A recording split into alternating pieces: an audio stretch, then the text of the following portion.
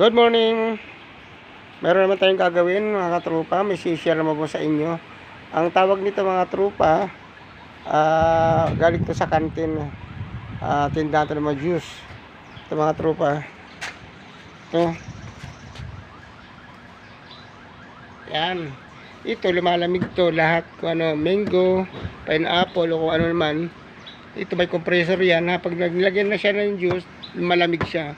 Ang tawag dito mga tropa, juice dispenser. Alam mo, ito problema nito, sabi ng nagpagawa sa akin, hindi rin siya lumalamig. Ngayon lang ako pag-repair nito, pero parang refrigeration din ito mga tropa, kasi may compressor din ito. Bubuksan natin, pakikita ko sa inyo kung ano nasisira nito. Shoutout po sa aking mga followers, sa aking mga subscriber. Shoutout po sa inyo dyan, Luzon, Visayas, Mindanao. Shoutout po sa inyo lahat. Gagawin naman po tayo. Thank you very much.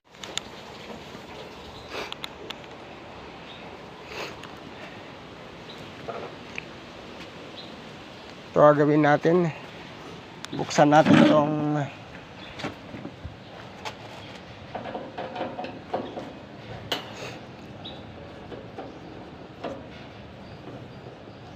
ito may preyon din to, kaya lang hindi ko alam kung R20 to or 134 itong gagawin natin ngayon. Kung wala lamig ito mga tropa, lalagyan lang ito ng refrigerant.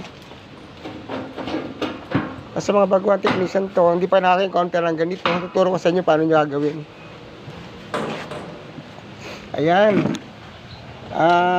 Ibig sabihin nagawa na to. May charging line siya. Ayan, charging line. Itong compressor, itong condenser.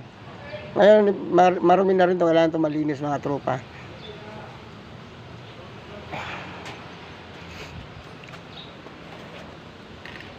Dito nalalagay yung juice. Ayan. Ito. Ayan, nalalagay yung juice. Ayan. Ano gagawin natin? Check natin kung anong problema nito. Ang gagawin natin, pag ito pinindot ko dito, pag sumingaw, ibig sabihin may preyon siya. Maaaring hindi lang siya maandar.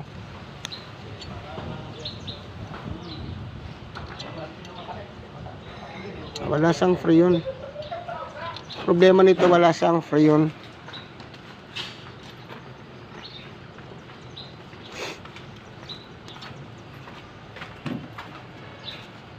Ayan. Shoutout nga sa followers niya sa Tacloban City. Wala siyang freon. Ngayon may leak yan mga tropa. Kaya hindi siya lumalamig. Tawag nito juice dispenser.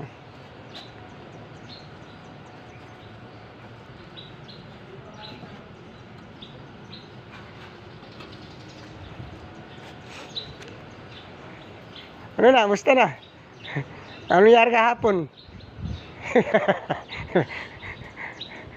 Nahatak. Nahatak ba?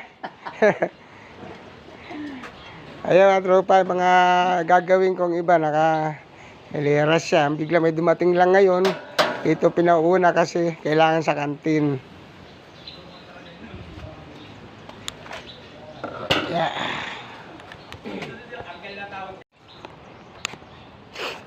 Andarin natin. Tingnan natin kung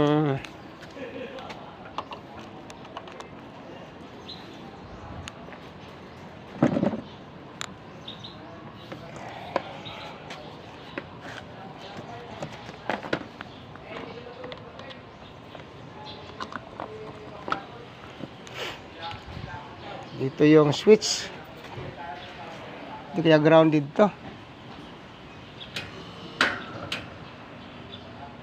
Nanginginig lang.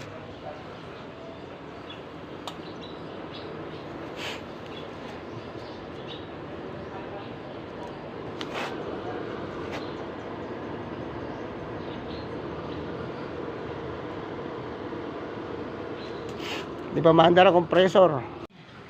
Dari natin, on ko na. Itong compressor niya, condenser, tapos yung lamig dito, bawat isa, meron siya. Ngayon, on natin.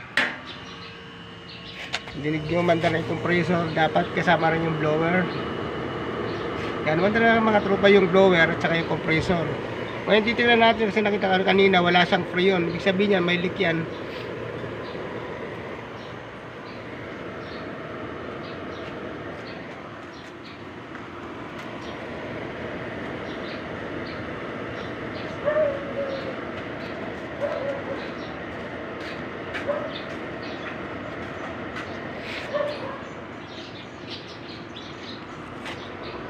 Nasang freon.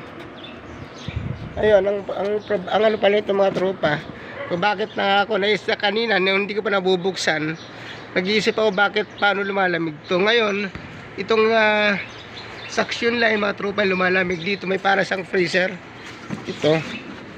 Itong kulay, itong kulalaglag na. Itong ano na to, kulay stainless. Pinapasokan pala ito ng lamig. May copper sub dyan, malamig. Kaya lumalamig siya ngayon. Pag may juice na siya, dahil malamig to, lahat na nakapalamig niya. Bawat isa, may pasokan siya ng freon.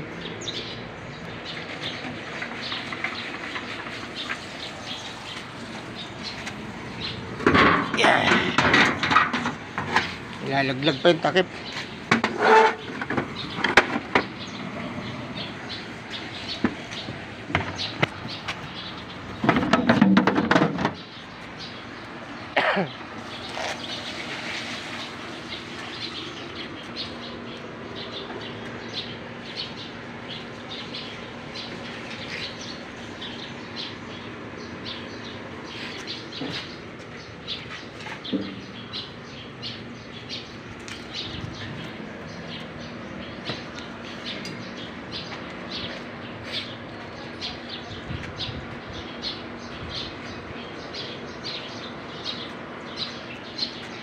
Ito lumalamig pala, pero mahina pang lamig to. Tawag nito, juice dispenser. Dito,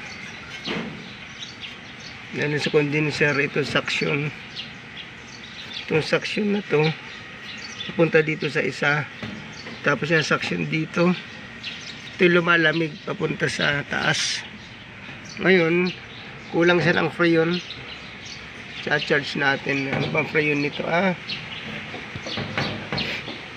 134A ang freon. 134A. Dagdagan natin ang freon.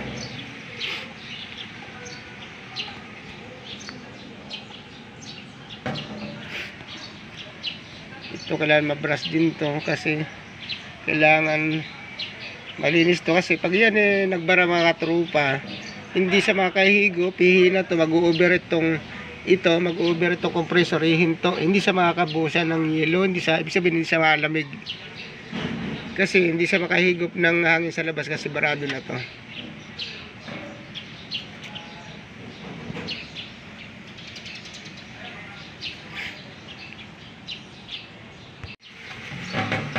Dito, lalo sa condenser, ito suction. Itong suction na to, pupunta dito sa isa. Tapos yung suction dito, ito lumalamig, papunta sa taas. Ngayon, kulang siya ng freon. Cha-charge natin. Ano bang freon nito? 134A ang freon. 134A. Dagdagan natin ang freon.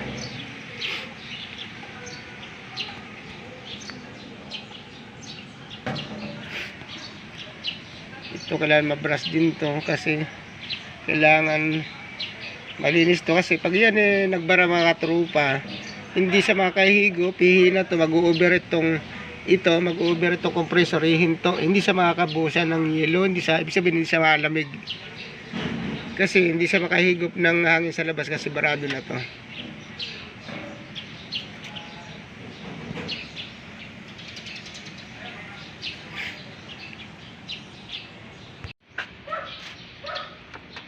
Good morning. Magandang araw mga trupa. Ito nakabili na ako ng ginagawa kong juice dispenser. Ito ang sira kasi nito relay ito ito. Ang sira nito, itong relay. Tapos, ngayon lang ko lang ngayon kasi nasikaso. Ito ang bago, yan, makintab. Itong luma. Ito, overload, buo pa yan. Kabit natin ng overload. Ngayon, itong, malalaman ng mga tropa, mga technician. Kasi, ano mo lang yan sa baba, yung dalawang, ito, terminal. Saksak mo lang dyan. Yan. Yan. Yun na yan. Tapos, wala na to. Babalik lang naman tong ano natin.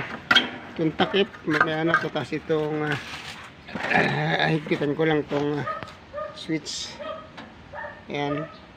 Medyo nag-loose kasing wire din dyan. Kaya tinanggal ko nga. Higpitan ko na lang. Ito yung off and on.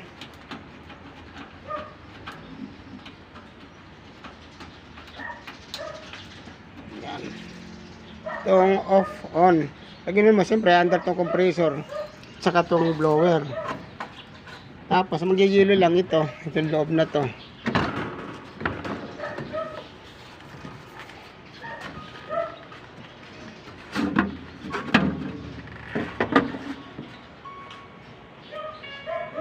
Yan, ito lang magyayelo nito. Ito ibabaw na to.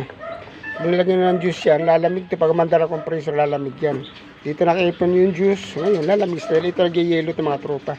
Thank you very much. Tropa, titesterin natin to kung magkakaroon ng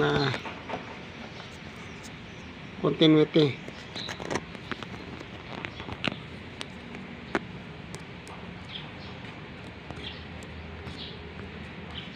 Yan. Ngayon walang continuity yan kasi i-on pa natin tong switch. Tong switch yan. On natin. Yan. Yan na.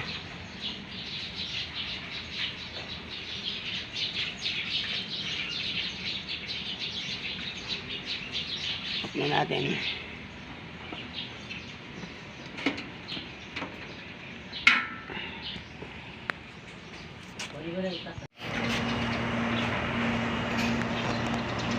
Ito na yung juice dispenser. Yung nire-repair natin, yung pinaandar na natin, umaandar na yung fan, yung blower para hindi mag-overheat yan. May blower yung condenser, ito compressor. At ito naman yung naturupa ito nagyayelo yan. Kaya pag may tubig yan or juice na nilagay, lumalamig yung juice, kaya kulay puti, ibig sabihin yelo yan. Balitat yan, lahat yan nagyayelo. Pag nilagyan ng juice yan, malamig yan. Ito naman yung pindutan niya. Yan, ito yung drain niya. Ito naman, pagka inon yung switch doon, umiikot ito, tropa. Pag may laman na, matik yan, umiikot ito, inahalo niya yung juice. Yan, thank you very much po. Pa-share lang po, at saka yung mga subscriber ko po. Thank you very much po. Sa shoutout po sa aking mga followers. Like and share lang po, and follow po. Thank you very much.